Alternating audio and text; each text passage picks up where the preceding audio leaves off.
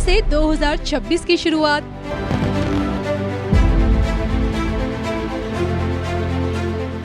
इकतीस दिनों तक की भविष्यवाणी। सेहत से शोहरत तक, संबंध से संपत्ति तक, ग्रहों की चाल, परिवर्तन की बहार। जनवरी माह मासिक राशिफल 2026 देखिए सिर्फ और सिर्फ धर्म ज्ञान पर। नमस्कार, धर्म ज्ञान के दर्शकों का स्वागत है। कविता राणा हमेशा की तरह एस्ट्रोलॉजर डॉक्टर मयंक शर्मा जी, स्वागत है आपका। धन्यवाद कविता जी। धर्म ज्ञान के सभी दर्शकों को देवभूमि उत्तराखंड हरिद्वार से आपका स्वागत है, हार्दिक अभिनंदन और आपका हर पल मंगलमय हो। तो साल की शुरुआत आपकी कैसे रहने वाली है और इसलिए लेकर हाजिर है कि क्या कहता है आपका जनवरी माह का मासिक राशिफल। आज की इस वीडियो में हम आपको बताएंगे धनु राशि वाले जातकों के बारे में। आप ये जानेंगे कि साल की जो शुरुआत है यानी कि जनवरी माह के 31 दिन आपकी सेहत के लिए, आपकी तरक्की के लिए, आपके काम कारोबार के लिए और आपके रिश्तों के लिए कितने ऐतिहासिक रहेंगे, धमाकेदार साबित होंगे। ये महीना आपको क्या कुछ सिखाकर भी जाएगा और क्या कुछ नया कुछ देकर भी जाएगा। तो आइए शुरुआत करते हैं ग्रह चाल से, बताएं।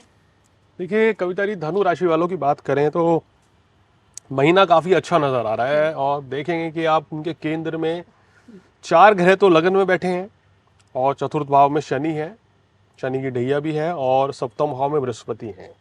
तो ये समझिए कि एक जो पावरफुल इनके जो योग कारक ग्रह हैं वो सभी केंद्र में बैठे हैं।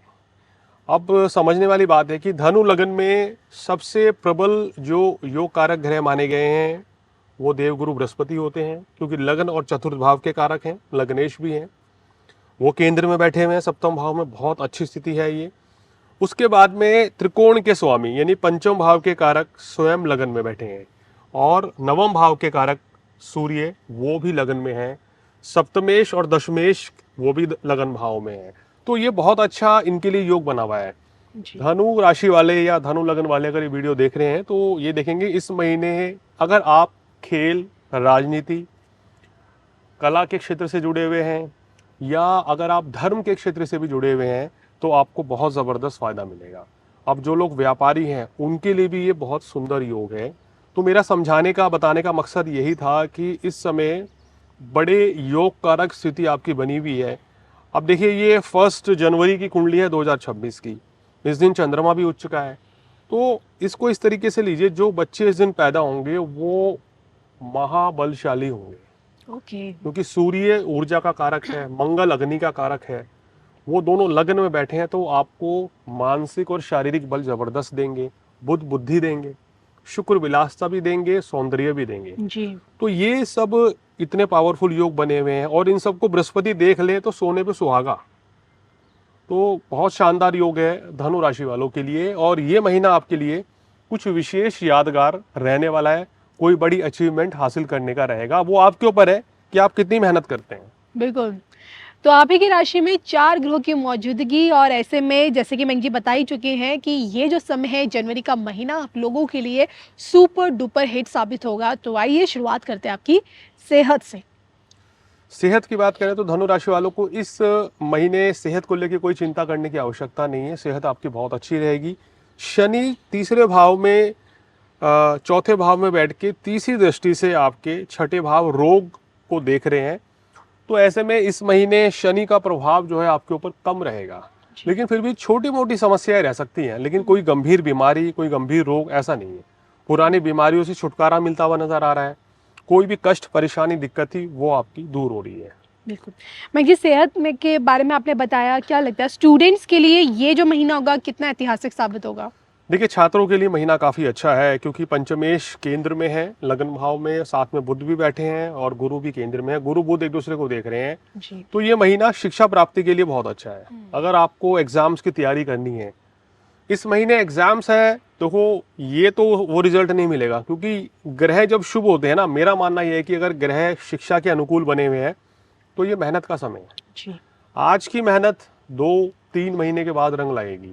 तो इस महीने जो आप पढ़ाई लिखाई करने वाले हैं उसका रिजल्ट्स आपको अगले महीने भी मिल सकता है अगर आपका टेस्ट है, या उससे अगले महीने भी। तो मेहनत कीजिए, शिक्षा परीक्षा में सफलता का विशेष योग बना हुआ है।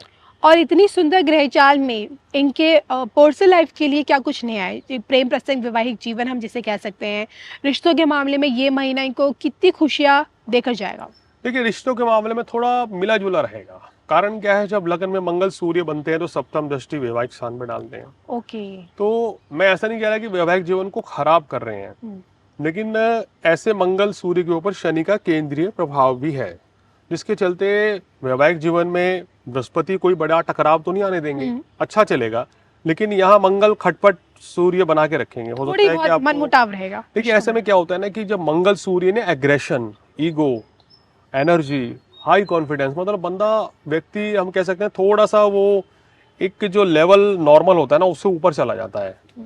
तो अब नो डाउट ये योग सफलता तो आपको बड़ी दिलाता है, बहुत इंटेलिजेंट बना देगा, लेकिन कभी कभी वो एरोगेंस होना, ईगो होना कि मैं ही बेहतर हूँ, वो रिश्तों पे असर डालेगा। वो असर डालेगा या आपको एग्रेशन दे देगा। आप छोटी छोटी बातों पे झल्लाहट हो जाएगी, चिल्लाएंगे, एग्रेशन दिखाएंगे, तो वो पार्टनर को अच्छा नहीं लगेगा। वो चीज़ थोड़ा सा आपको डाउन रखनी है। बाकी ये स्थिति आपके सप्तम भाव में बृहस्पति बैठे हैं, जब तक यहाँ बैठे हैं वैवाहिक जीवन में कोई दिक्कत परेशानी नहीं आने देंगे। और यही स्थिति इनकी प्रोफेशनल लाइफ के लिए कितनी बेहतरीन साबित होगी इस बार? देखिए, प्रोफेशनल लाइफ तो मैं तो कह रहा हूँ कि 99% बेटर लग रही है, क्योंकि केंद्र के स्वामी केंद्र में बैठे हैं जी। ये योग जो है ना बहुत कम देखने को मिलता है। इसलिए मैं कह रहा हूँ इस दिन जो बच्चे पैदा होंगे वो एक्स्ट्राऑर्डिनरी होंगे। सूर्य बलि, चंद्रमा बलि, गुरु केंद्र में, तो बहुत ही अच्छा रहेगा, ये योग रहेगा।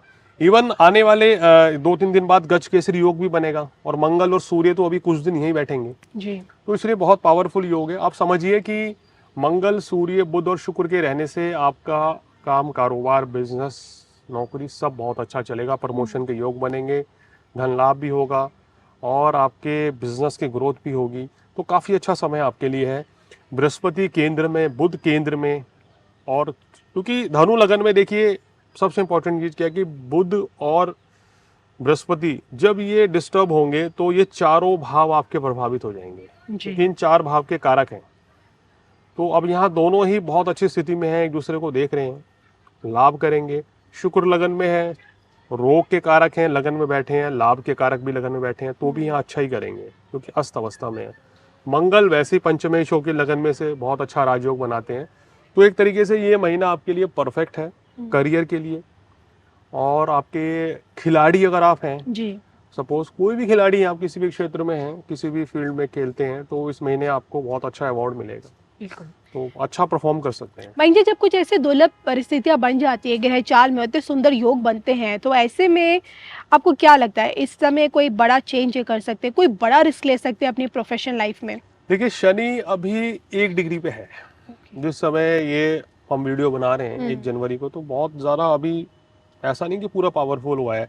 अगर आपको शुभ ग्रह की दशा चल रही है, सपोज धनु लगन है आपका एग्जाम्पल, या धनु राशि है, और आपको इस समय बृहस्पति, मंगल, सूर्य की दशा चल रही है, या शुभ ग्रह जैसे शुक्र की दशा बुध की चल रही है, तो आप नए काम की शुरुआत शनि की ढैया में भी कर सकते हैं। अच्छा। बशर्त कि आपको अपनी कुंडली का अध्ययन कराना है, क्योंकि बहुत से व्यक्ति, मेरा अपना एक्सपीरियंस है कि शनि की ढैया में उनको पोजीशन, पावर, पैसा सब कुछ मिला है, लेकिन डिपेंड करता है शनि की स्थिति कैसी है।